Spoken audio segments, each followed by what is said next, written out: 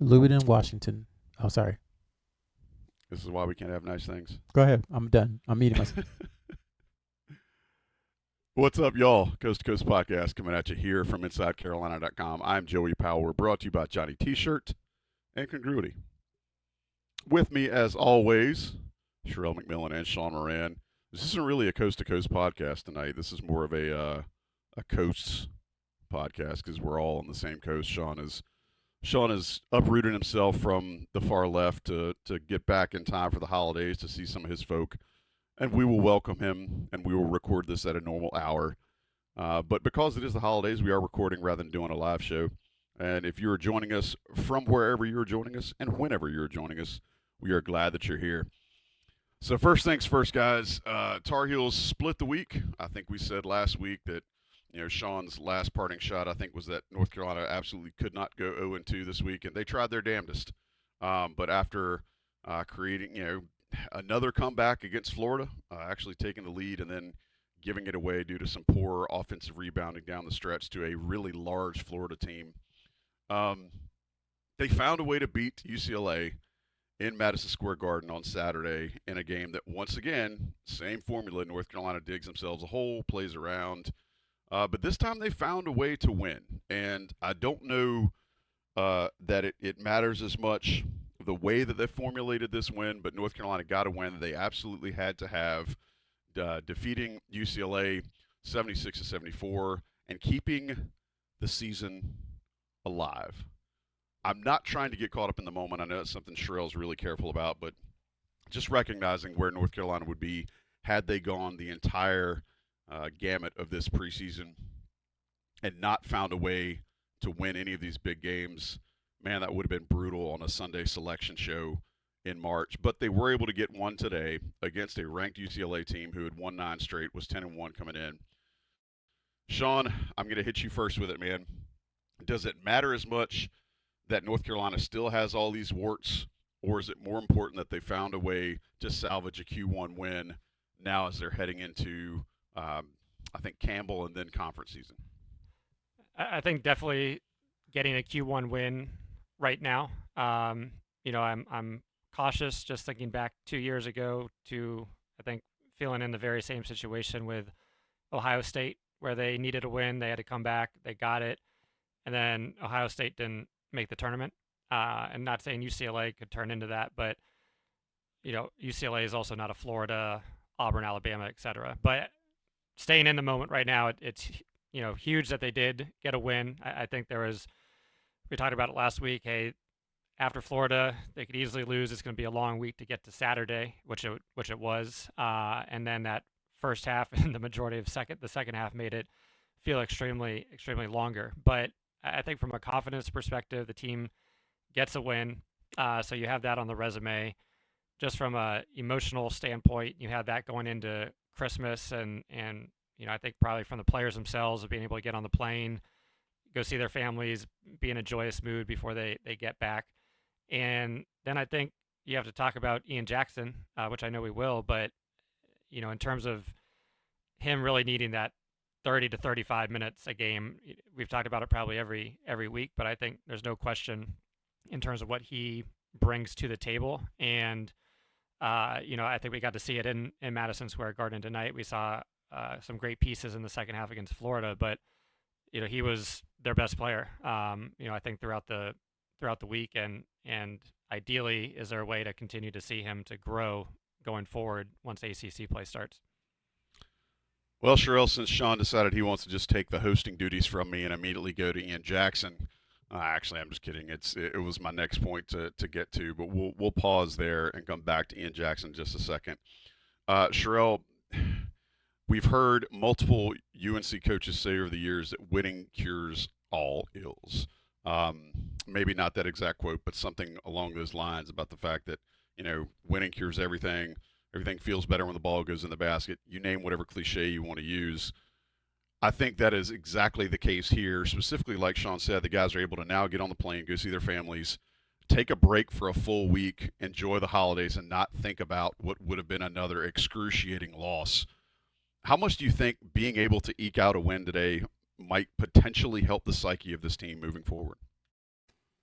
The psyche, it can't hurt. I mean, the only thing it can do is help, just because they've been in that same exact situation multiple times and only been able to pull out a win against Dayton prior to the game against UCLA.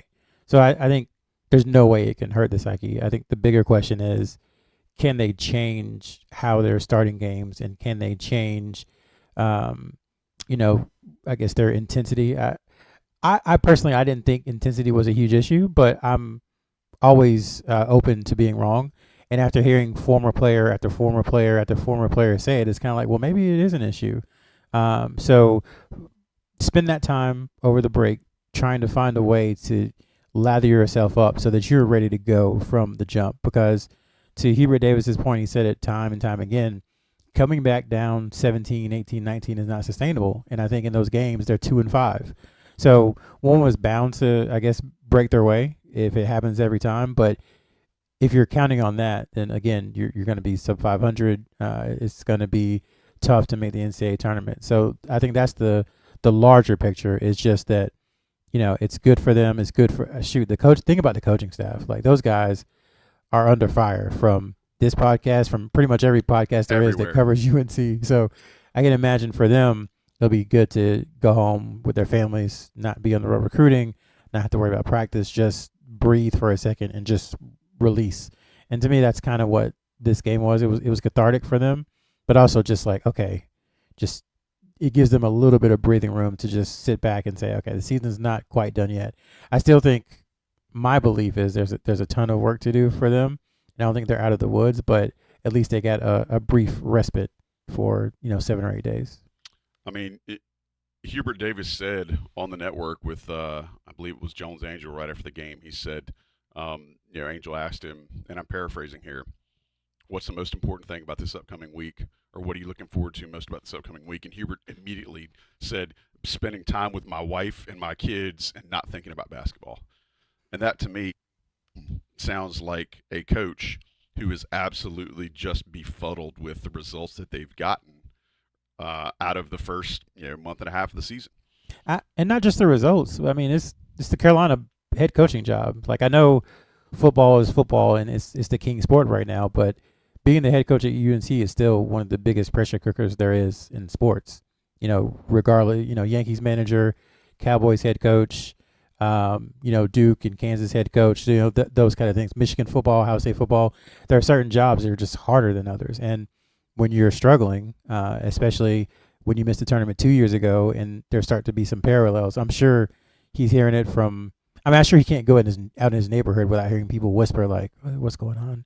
What's going on with UNC?" So I see why he'd want to get away from it. I mean, it's tough, and part of it is the job. It comes with the territory, but I think all that pressure, the team feels it. Hubert feels it, as we've said over and over on this podcast. Like, they hear all the stuff we hear. They see all the stuff we see.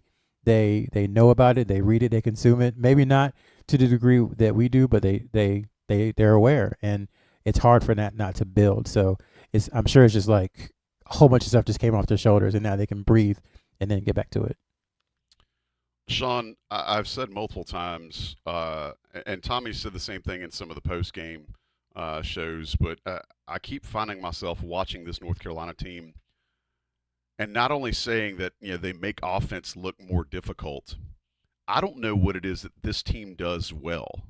At what point is it that these comebacks are what this team does well? Because as cool as that is to see, and as great of a story as it is, and how much fun it might be able to write about, Sherrell identified, the coaching staff knows it's untenable. At what point do they have to find something else that can absolutely hang their hats on when they need a bucket? Because I just don't feel like they have that right now. I fully agree, and it's not like we're talking the second week of the season after 2 or 3 games, which maybe we're asking that same question after the Kansas game, but I think we've continued to see it. After Florida, rewatching that second half, I was pretty positive coming into this UCLA game that they would take that intensity they showed early on and utilize that to start well and beat UCLA by a comfortable margin. And when you see Bilodeau just getting wide open threes because of 2 miscommunications on who's supposed to be guarding him, you start to say, well, maybe this is what it is. And then to your question, offensively, I think they are offensively challenged. And then there are certain points in the game where you have the two scores that are heating up, and then you add in a Cadeau 3 or a Powell 3, and all of a sudden it's an 8-0 run, 10-0 run, and you say, wow, if they could only put that together. But so far they have not. They have proven they don't have that offensive ability or consistency to do that, and it is reliant on maybe one or two stretches where everything just comes together. But that you can't count on that for an entire game. But going back to this game, watching how they struggled again in those first few minutes, a lot of it is like, well, who's gonna get the basket? Who's gonna be the scorer? And I think when you're watching the Florida second half, and I don't want to sound like a broken record, but you need RJ and you need Ian on the wing together, because then you have two actual scorers. And then ideally you're getting something from the bigs, which I know they didn't go into, but when you're watching this game, who's going to make a basket? And I think that was the hardest part for the UNC squad. And once again, I don't think there's a big fix, but I do think you need that two scoring threat on the wing as much as you can. And then you're mixing in the other pieces when it makes sense. But yeah, it's definitely frustrating to watch. So I don't think it's going to immediately change in the ACC. Sherrell, I want to ask you something, and this isn't about me making us right. I'm not trying to make this podcast look right. I'm not trying to force any kind of narrative. But I've seen enough from North Carolina's inability to do anything consecutively on offense with any sort of sustained momentum, with any sort of reliance. They didn't throw an entry pass to the post until the under 8 timeout in the first half of this game.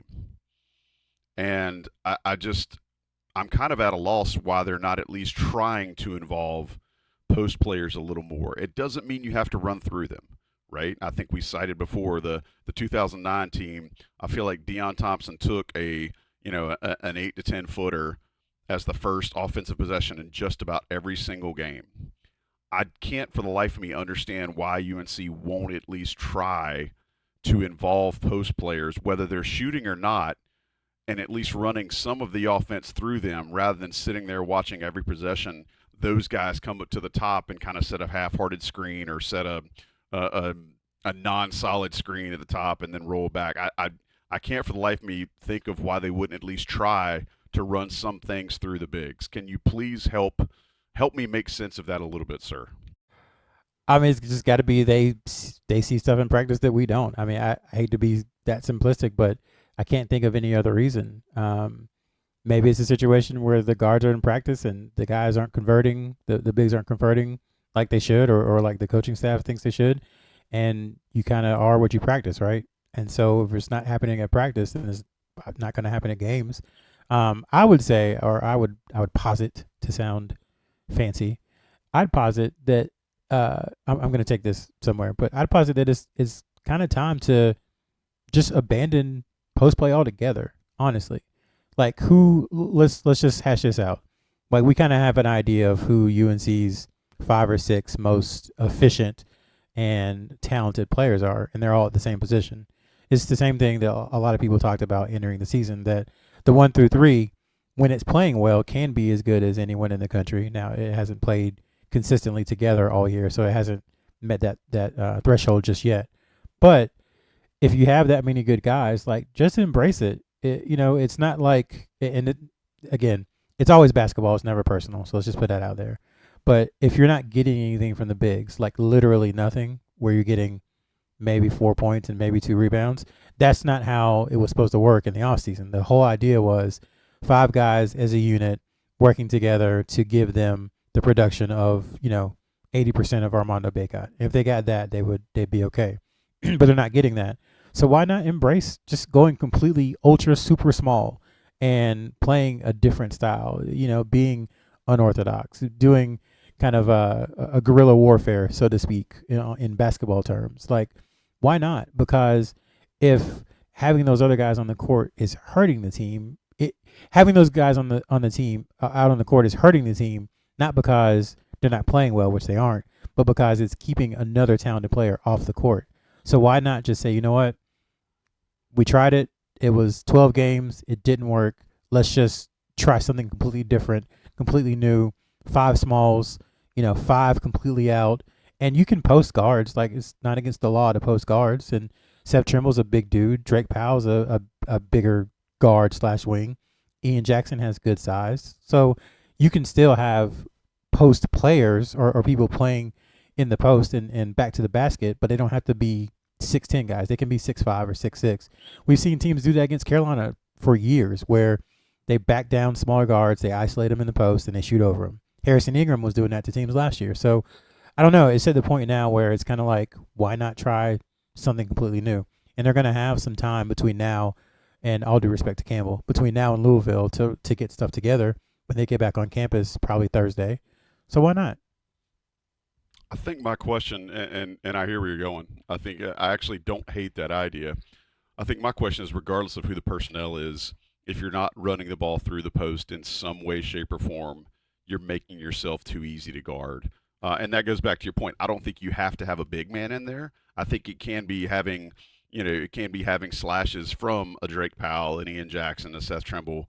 It could be those guys running through the high post. It could be those guys running a baseline cut like we've seen Cadeau to R.J. Davis a couple of times this year.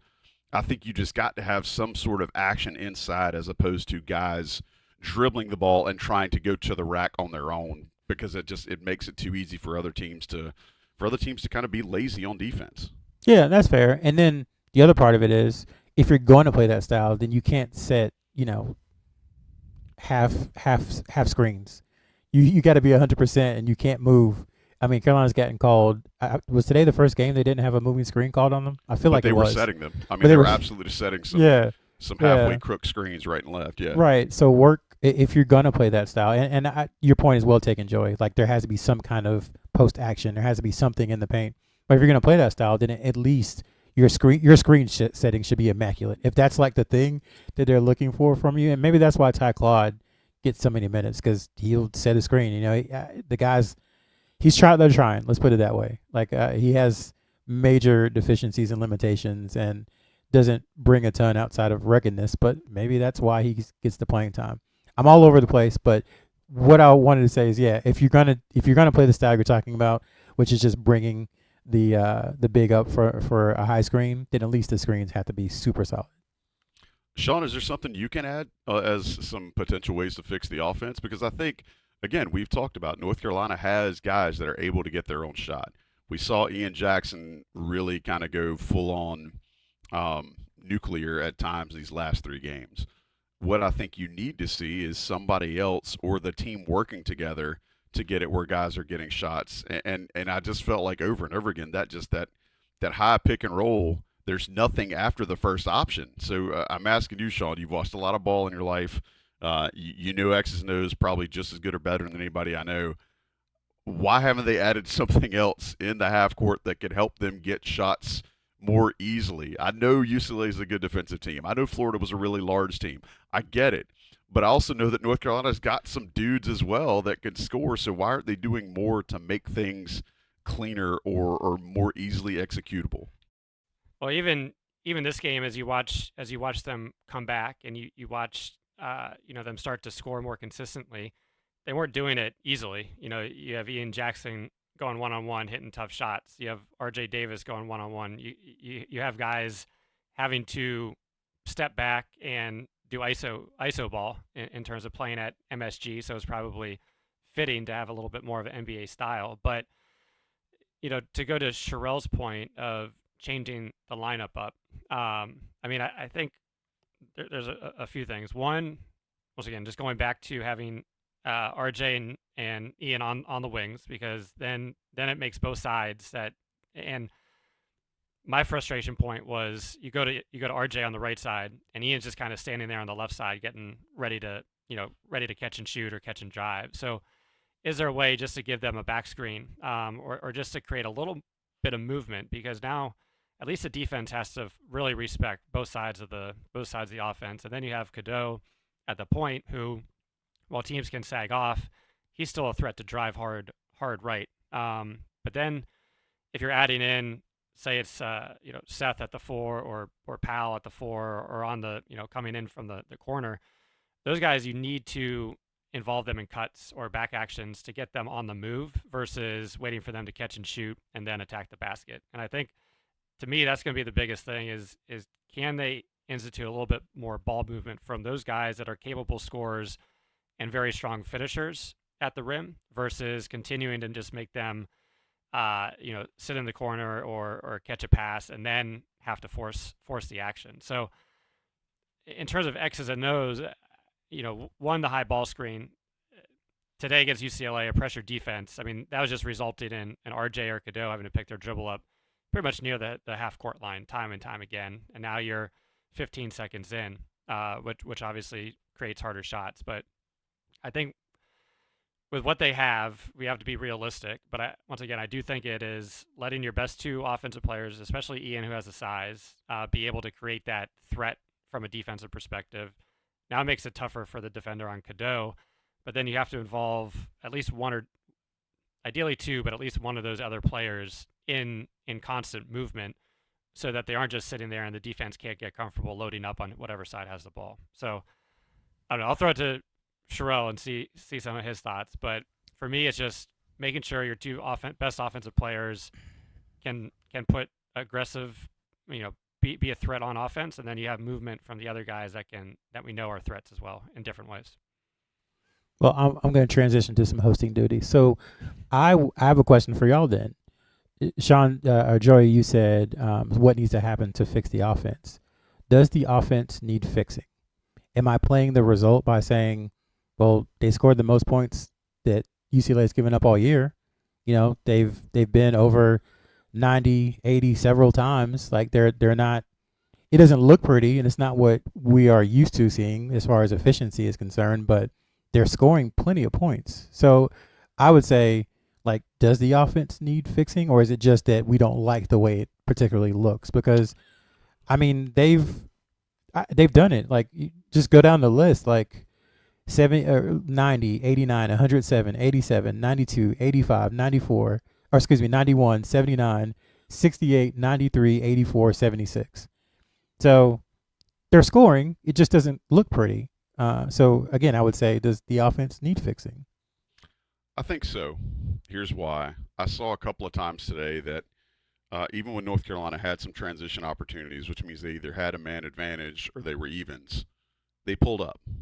And that's not the team that Hubert Davis, I think at his core, based on what he said all offseason and what they looked like early in the year, I don't think that's what Hubert Davis wants this team to be.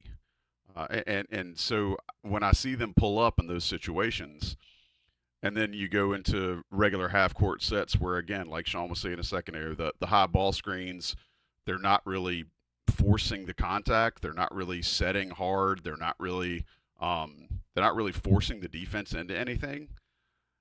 For a team that has struggled to defend, and I understand, like, this is kind of the question behind your question, is that you want us to say that North Carolina needs to defend better. Yes, and until they can get the defense fixed, and if they're going to play, with kind of a revolving door of sometimes a big guy and sometimes not a big guy, they at least have to be more efficient on offense, and I think that means making things easier on themselves, whether that's more action, whether that's pushing the tempo, even when they may not like it. They've forced the officials to call fouls against UCLA, and you could argue that's what won them the game. But we've seen when it gets to ACC play, they may or may not get all those calls. I don't know. That's my long answer to your short question, Sherrell. I'll go. I mean, in terms, obviously, we can jump into defense, but offensively, looking at my favorite stat points per possession from a full game, they're averaging 1.015 points after that Dayton game. Again, you take out the LaSalle score, so you're talking, the power. Even including Georgia Tech in there. So you're talking the top opponents. And I think it does go back to, the first half. It is a struggle to score. For the most part, they're hitting 2 threes a game. Over the last 3 games coming into this, they're hitting around 19% from 3. So they don't have elite or even decent shot makers, I'd say, across the board. So that it does fall on RJ a lot early on, and then luckily Ian's been able to get hot in the second half, and the team has been able to come come with him to a certain extent. But I think we always talk about consistency, and the consistency is not there offensively. So I do think just from a purely offensive standpoint, they're a subpar team from an overall perspective. Obviously, if you compare the first halves to second halves, that differential is going to be probably pretty stark. And I know defense has created some of that opportunity, but I do think they're an offensively challenged team in the majority of lineups that they do put together. Now, Sherrell, I'm going to take the microphone back from you, but I'm going to flip it on you because I want to hear what your retort was going to be, because I think it's valid. And so tell us a little bit why North Carolina's defense, specifically around defensive intensity, can help solve some of their offensive problems. Yeah, I mean, it's the same thing we've been saying every single week. Like, I'm going to repeat myself to death, I guess, but their defense, let's go back to the Florida game. So they play, or even Alabama, they play a good 90 seconds of defense. You're like, okay, they're engaged. And then Alabama hits a couple of shots, and you see the confidence and the want to and all those cliches. You see it physically leave their body from the court against Alabama. Florida, same thing. I think they got up 2-0, and then there's I guess it was Clayton. I can't remember who it was. Comes up, has a wide open step in three from the right wing. Martin was cooking early, and then there was another three, maybe from the top of the key. And again, that 90 seconds of intense defense goes away, and you see them start slumping. And there's no way that doesn't affect how you play offensively. Like the two, they have to coexist. Like you can't.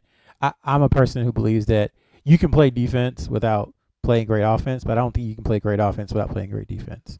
And that's just because it's human nature. Like if the other team, if you play good defense, if you play terrible defense, the other team gets a wide open three, you're just like, what are we going to do now? So I think they have to feed each other. And especially if we're talking about UNC trying something new and creative and maybe going, with five smalls for stretches, then they're going to have to play, again, with the word of the week, defensive desperation. And in those first halves, there's just not that desperation. You see it come through in the second half. It's very clear the difference. And when you're trying to team rebound and gang rebound, that's all about desperation. That's all about beating your guy to the spot. So if you're playing defense desperately and you're closing out possessions, North Carolina right now is number 2 in the country in tempo. Their goal, as stated by the head coach prior to the season, was to be the fastest team in the country. You can't be the fastest team in the country if you don't get stops. It's that simple. You cannot be the fastest team in the country if you're bringing the ball out from under the hoop. That's just simple. You can't. So you can't take advantage of Drake Powell's athleticism and Ian Jackson's ability to finish and Seth Trimble's athleticism and R.J. Davis in some of those catch and shoot situations if you don't get stops. It's very, very difficult against a set, power forward defense to do what you want to do and play up tempo and all those things. So that's why I say, to me, it's all about the defense. It really is. Now, in this particular game against UCLA, they were at 0.888 points per possession in the first half, UNC, and then they were up to 1.3 in the second half. So a huge difference. And I would say, what changed? Well, they weren't letting guys step into wide open threes in the second half like they were in the first half. So to me, and I know, my favorite platform, X, formerly known as Twitter, people are going to say that, well, Sherrell, what about the offense? And they're chucking. And I'm like, well, they scored 76 points. That should be enough. The issue is those wide open threes in the first half, the layup line in the first half. I mean, there was multiple times where there wasn't anybody 2 or 3 feet within a UCLA guard or whoever was shooting. I think Mac had 2 that were wide open. Your boy, number 30, I don't want to say his name. I don't want to get in trouble because I don't want to move a consonant. I don't want to move a consonant wrong. Yeah, I don't want to move a consonant wrong and say the wrong name. But he hit his first 2. There was nobody within a few feet of him. So, again, I know I'm repeating myself and saying the same things over and over again, but I think it's that simple. The defense has to be better, and if the defense is better, they'll be energized, and they'll be able to play more like they do for those 7 or 8 minute stretches in the second half.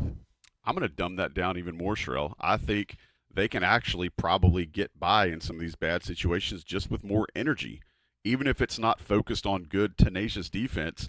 Just more energy, because I mean that means you're not jogging underneath a screen. It means you're actually setting a harder screen when you're on offense. I mean, Yeah. I go ahead. No. I was gonna say the switching. The switching is a perfect Yeah, example of that. Go ahead. it's well, yeah, no, it's the switching. It's the halfway crook helping off. I mean, I saw North Carolina in the second half about the time that UCLA had their biggest lead. I saw North Carolina have two guys help off only to get dunked on by the same guy. Like I don't know how that happens. Like just mathematically, that's really tough to do. If you look at the diagram of a basketball court and where how that play developed, and the fact that you had two guys help off, and still UCLA found some way to get an alley oop in traffic in a half court set. To me, that's intensity and focus, and so I guess I want to goose Sherrell's point with, if you want to play good defense, you've got to be dialed in. And I feel like so much of UNC's issues have been what looks like a lack of focus, a lack of intensity, and sometimes even laziness, bad passes. Sean, I saw guys step out of bounds 4 times in a game against UCLA. And to my knowledge, as they were celebrating World Basketball Day, I don't think that they changed the dimensions of the court for World Basketball Day. Can you think of some things that North Carolina may be able to employ that will allow them to be more engaged or more intense, to thus help what Sherrell was saying about defense, but also maybe help them look a little more crisp even when they're on offense? Can you think of anything that could be plugged in as we sit here around the holiday season? I thought it would have been employed in this game, saying from Wednesday through the drive, the flight up to New York and the drive to MSG. You're just showing the clips of the first 2 to 3 minutes of the Florida game in the second half of just saying, look, look what you guys did, and look what this resulted in, both from an offensive and defensive and crowd standpoint. And they raced that lead so quick. Florida eventually pushed it back out, but you could tell they were shook for a little bit before the timeout occurred. And that's honestly what I was expecting to see. And you did see Cadeau looking a little tougher, and Trimble playing a little more up. But then once again, you had those two wide open threes, and all of a sudden you're down 10-2 again. So in my mind, it was something that would have already happened, but you're literally just showing those 3 minutes. And obviously that's not sustainable for every possession, every minute of the game. But we've talked about some of their depth pieces, and there's enough of, hey, if you're not going to exert that type of energy on this possession, you're going to come out. And for a guy like Powell or Trimble, who's he's still second highest scorer, but his 3-point shooting has gone downhill as of late. Teams are starting to sag off, and for him, that's an easy 2 to 6 points a game by just getting up and getting deflections, getting in the paint. Same thing for Drake Powell, and same thing for Cadeau, of being able to show off his passing ability. So to me, it's as simple as that they have the ability and to focus on that aggressiveness up front on the ball, but then at the same time, as you saw, like, all right, going under the screen unless the shooter's 20% below, extremely lazy. I think UCLA saw, hey, from an inbounds pass, we just need to get Ian with one screen and we're going to get a wide open shot. Oh, we have to do it again? Let's just get him again, right? And it's a pretty easy from the opponent's offense to just know, hey, we just got to hit UNC with 1 to 2 good screens and we're going to get a wide open look. But one thing, just going back to Sherrell's point, I fully agree with everything on the defensive end. I mean, you have that type of intensity. You're getting in transition, true fast break attempts. But at the same time, in the first 10 minutes, for me, I'm always looking very simply, did they get to 20 points in the first 10 minutes? And when was the last time they did that? Well, because it's been a while.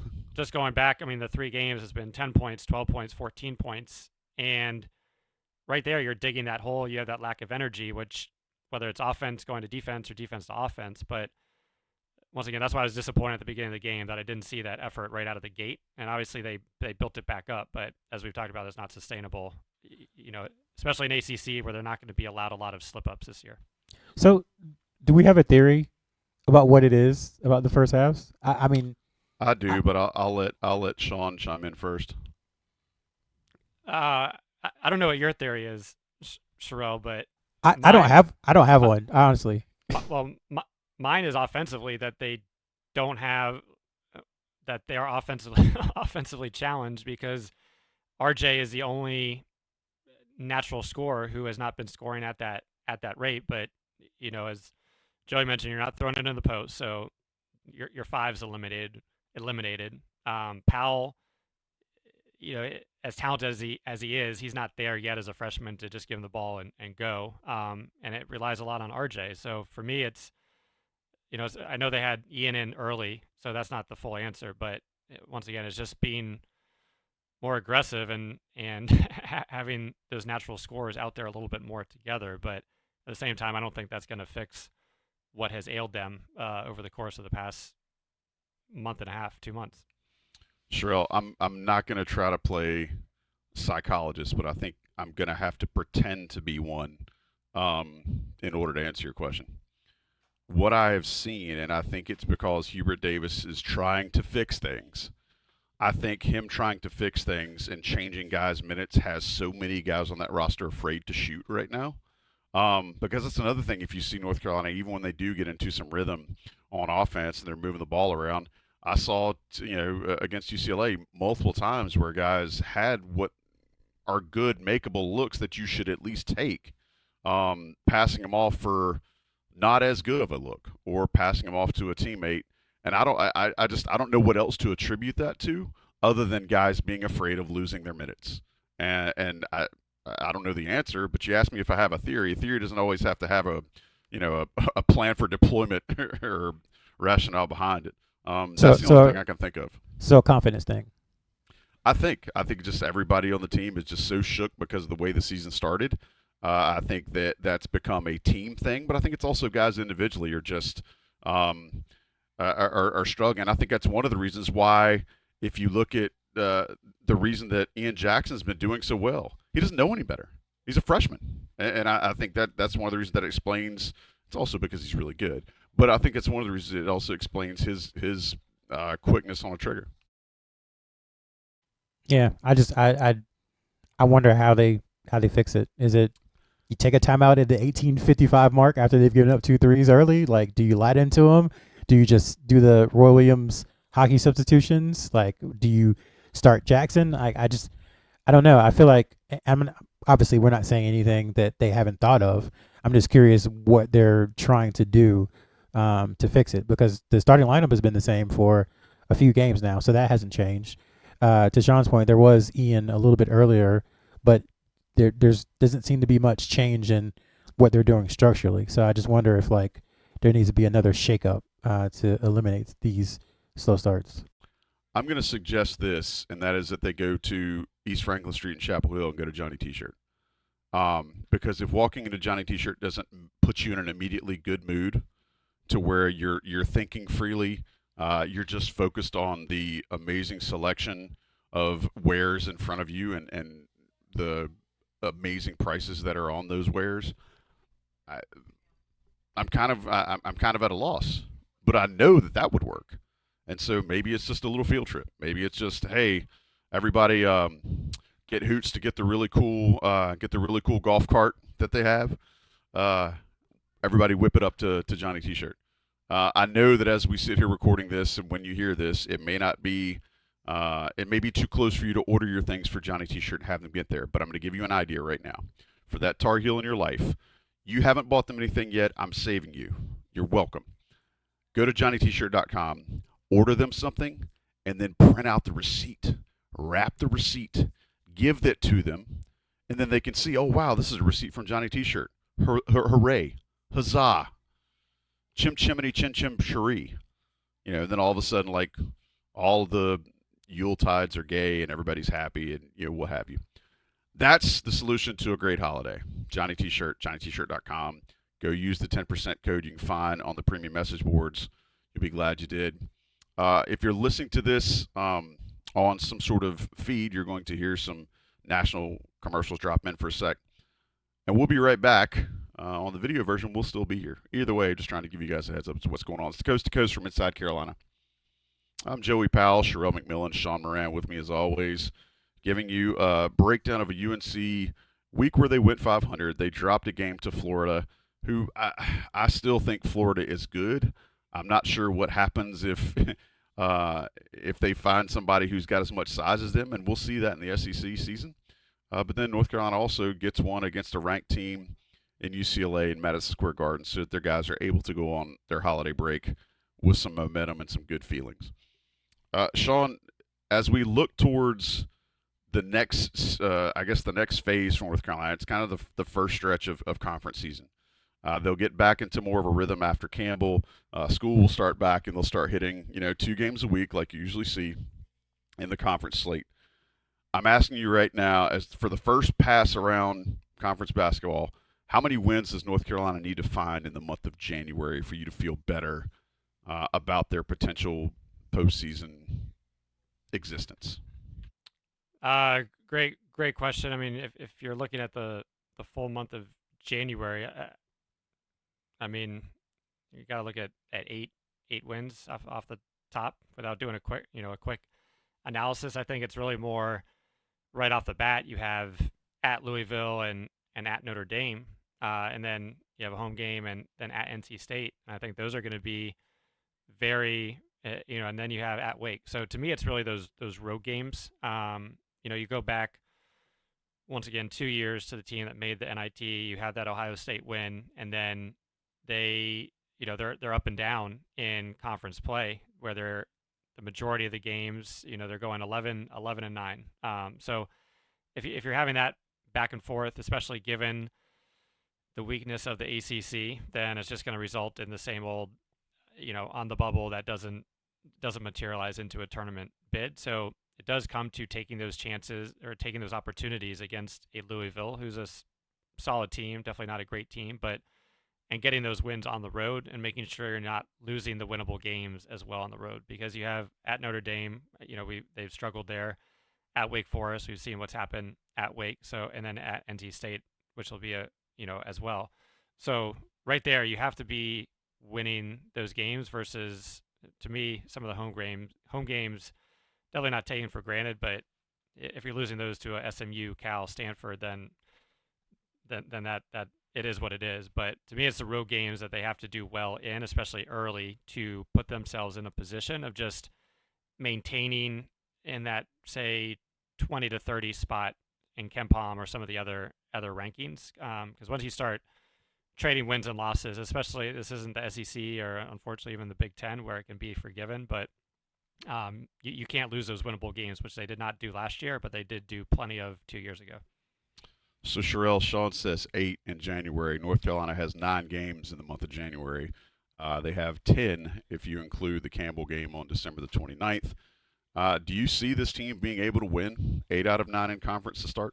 I mean, again, they won against UCLA, but I still see a team that struggled mightily against a bad Georgia Tech team.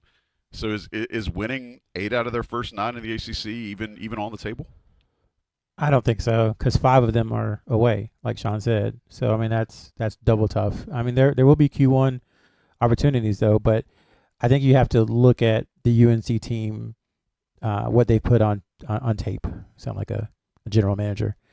Put on tape so far this season through 12 games. And if we're evaluating what we've seen through 12 games and not what we thought we were going to see entering the season, then I think you have to be kind of a crazy person to think they can win 8 or 9 games in January. Now, they are capable of doing it, I think, if they're all playing to, kind of the highest level possible. But we haven't seen that consistently. What we've seen is the consistent inconsistency between the first half and the second half. And that's just not going to fly, especially on the road.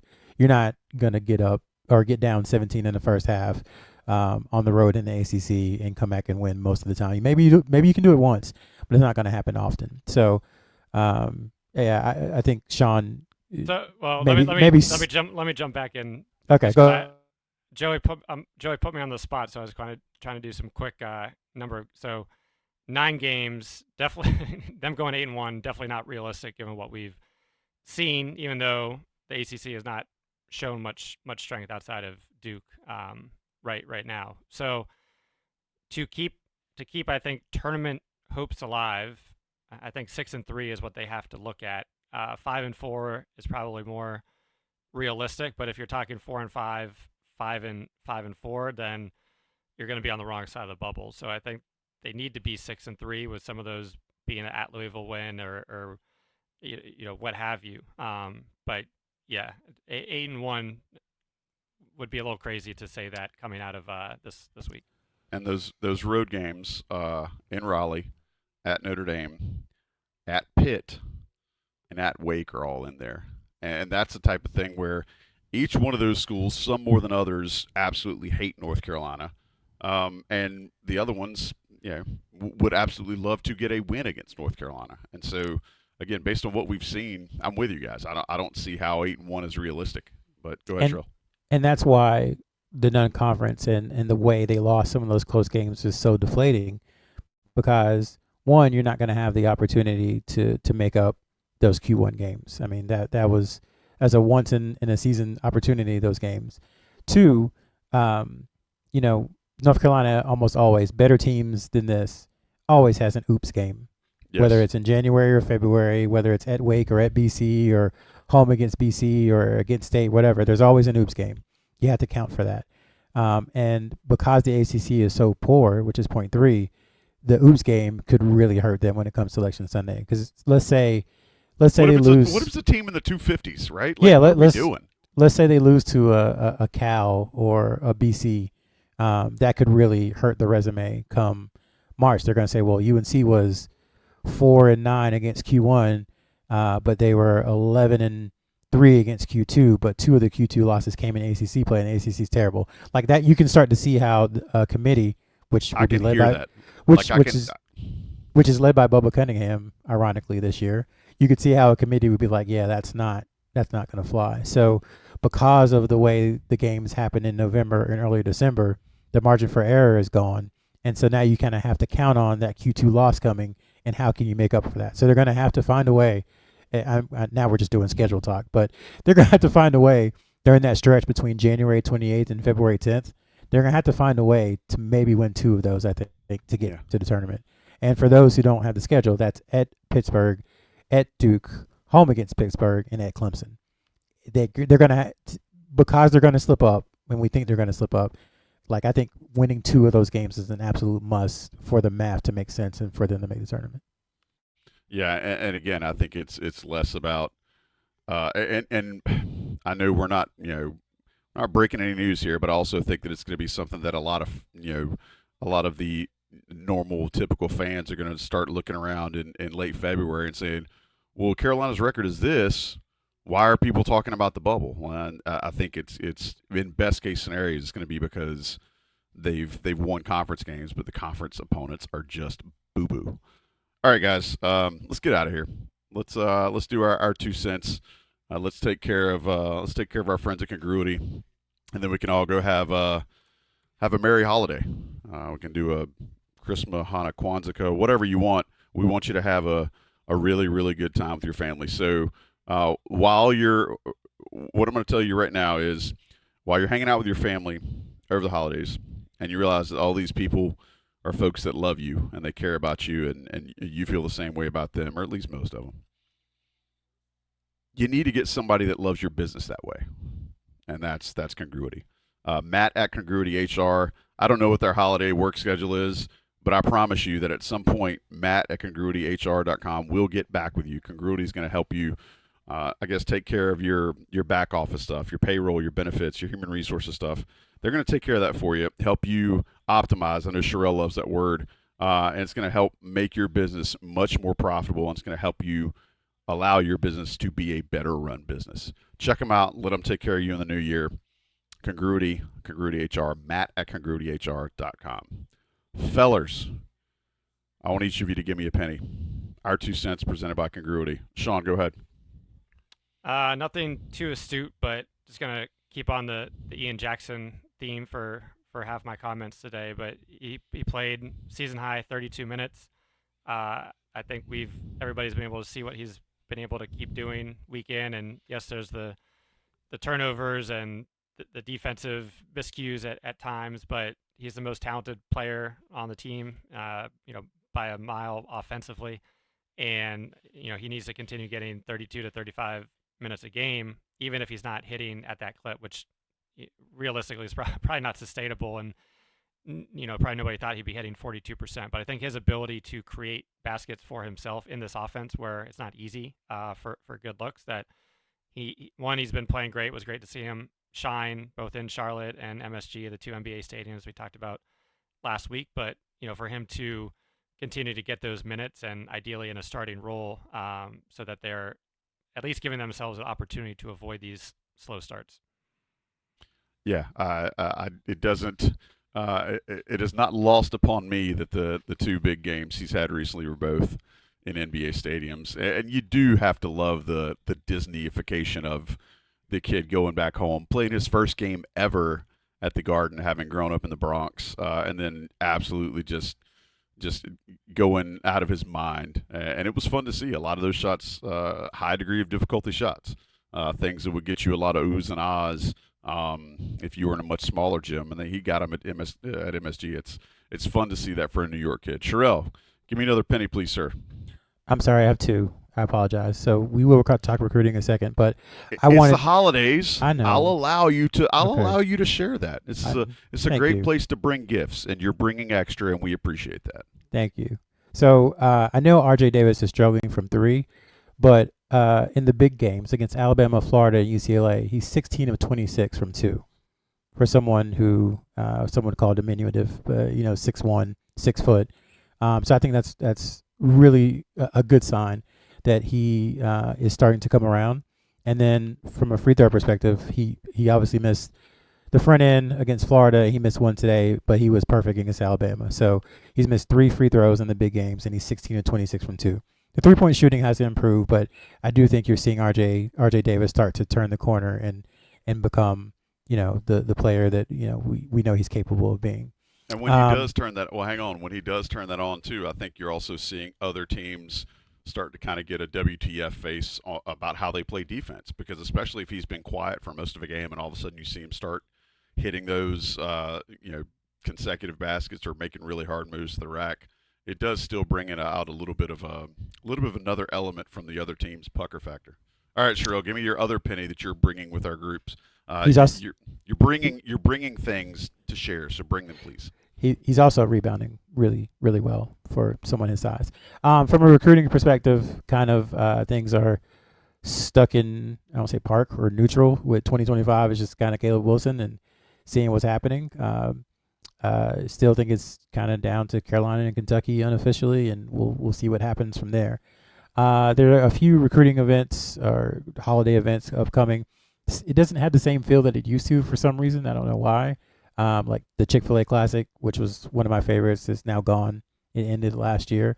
So John Wall Holiday Invitational and then City of Palms down in Florida are kind of two of the bigger ones. UNC had an assistant at City of Palms. I guess last weekend they watched Caleb Holt, who's a 2026 guy that UNC has offered.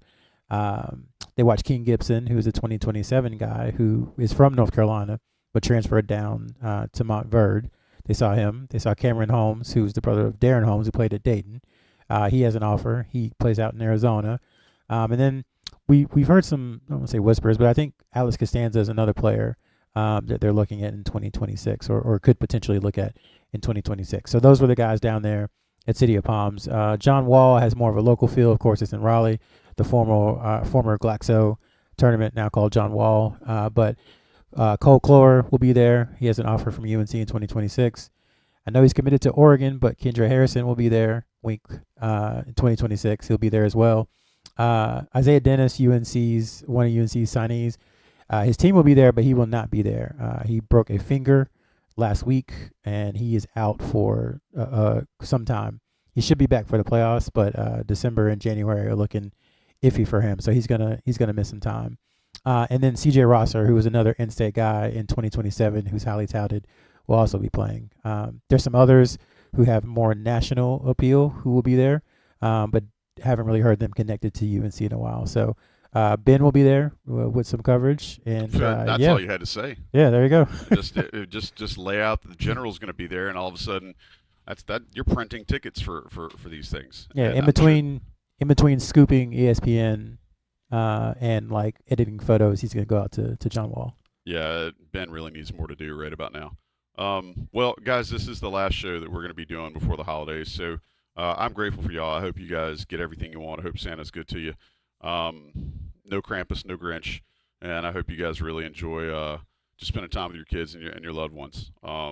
Big fans of you guys, and I really enjoy doing this show with you. So I'm grateful for y'all, and then to everybody who listens to the show.